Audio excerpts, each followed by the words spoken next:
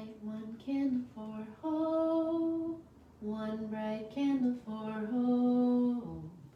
He brings hope to all the earth. He comes, he comes. Light one candle for peace, one bright candle for peace. He brings peace to all the earth. He comes, he comes. Light one candle for joy, one bright candle for joy. Every nation shall find salvation in Bethlehem's baby boy. Light one candle for love, one bright candle for love. He brings love to all the earth. He comes, he comes. Light one candle for Christ, one bright candle for Christ. He brings love to all the earth. He comes, he comes. Hey friends, how are we doing? Here and there today, I remembered that it was Sunday. I did not have church this morning. I didn't supply or preach anywhere because I wanted to be with my family. But since I typically do a little chaplain's time on Sundays, I thought I would just pop in. If you've joined us for any of the other Sundays in Advent, we've lit this Advent wreath, and I sing that song that we learned in my family when I was a little girl. I still sing it, so I thought it made sense for us to do the whole thing today. That said, I hit the go button on this live, not really knowing what I wanted to even say. I knew that I wanted to sing the song with you, and I knew that I wanted to kind of say, how are we doing? My friend Lisa started her Christmas Eve service that way. How is everybody feeling? Say what your feelings are. And people said a whole bunch of things.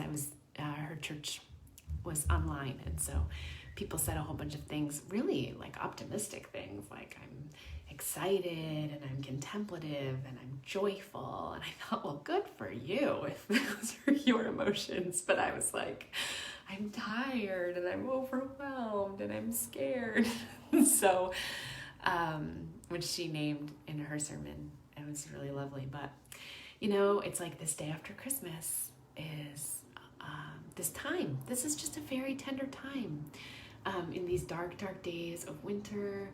And after we've just had a full holiday, but the holidays aren't quite over yet. We went to get in the car to leave my in-laws' house today, and one of my kids sat in the seat where the other one usually sits. And the meltdown was like, whew, epic, epic, epic, epic.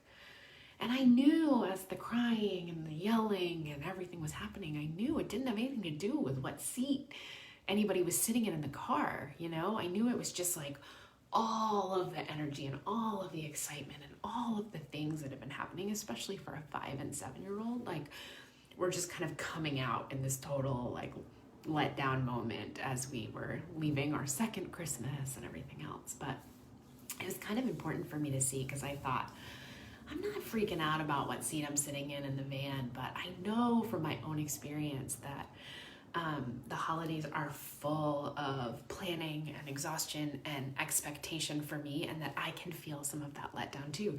Like, it could be let down because it wasn't as great as I thought it would be. It could be let down because it was great and now it's over. It could be let down because maybe every year the holidays are just really hard for you, like whatever that thing is. I think it's easy to just feel a little bit raw. Not to mention, and maybe this isn't the case for you, but I'm like several days of like not sleeping that great, staying up too late getting ready, or in my case, having excited kids waking up in the morning, and several days of like not eating my best food or not making my best choices, or like not getting outside for a walk. So, you know, it's just a lot. I hope that this is totally irrelevant for you. I hope you're like, don't know what she's talking about. I had an amazing Christmas. It was great. So, but just in case, you know, that's all the Christmas stuff always. But then, I don't know about you, but like at the last minute, our Christmas plans changed because of COVID. Here we still are. because this Omicron situation is a little bit nerve-wracking. And they sent my kid home from school the last day of school with his Chromebook, his Google Chromebook, just in case. I don't think they've made a call yet, but just in case we go back to online learning. And of course, I want everybody to make the safest choice, but it's hard to feel like we're going backwards in this. It's really hard. And, we had to change some of our Christmas plans because of exposure. So everybody's fine, but it's just it's a really tough time. There's a lot happening. So listen, I'm going to go back to this thing, I think. I don't know where else to go. In all of this, the gospel reading at church this morning would have been from the first chapter of John. In the beginning was the Word, and the Word was with God, and the Word was God. And there's this one line in that gospel passage that says, "The light came and shone in the darkness, and the darkness did not overcome it."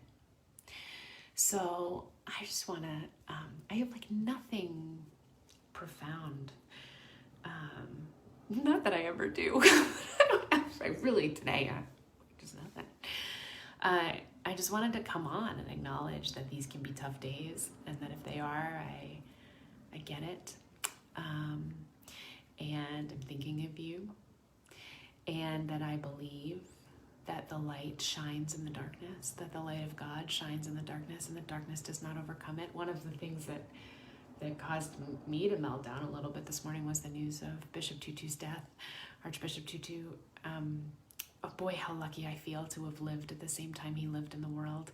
But it was hard not to feel like some of the light went out in the world when I discovered that he had died this morning. But I know he would be the first to say that the light of God still shines bright in each one of us. And I like to believe that even as I sit here talking at you, God is whispering into the ear of some saint who will grow and be the same kind of human in the world that shows us God's love in the same way Bishop Tutu did. So anyway, wherever you're at today, you don't have to light all 5 candles, but maybe light one if you're feeling like you're in some darkness, or if you're feeling overwhelmed or a little bit scared or a little bit tired. Candles are lighting a candle is a spiritual practice that is just about always available to us as a reminder of that light of God, or of any of these things that we have lit this candle for over this Advent season, of hope, of peace, of joy, of love. I wish you all of those things. I hope that you are finding the light in this holiday season, in this dark week at the end of this year, as we head into 2022, probably no longer trying to hold on to hope that it's going to be much better than the previous year. We're starting to figure this out. But God's light shines always and anyway. So be well, everybody. Take care of yourselves, and thanks for being here with me during this ritual that I have during this Advent season. Be well.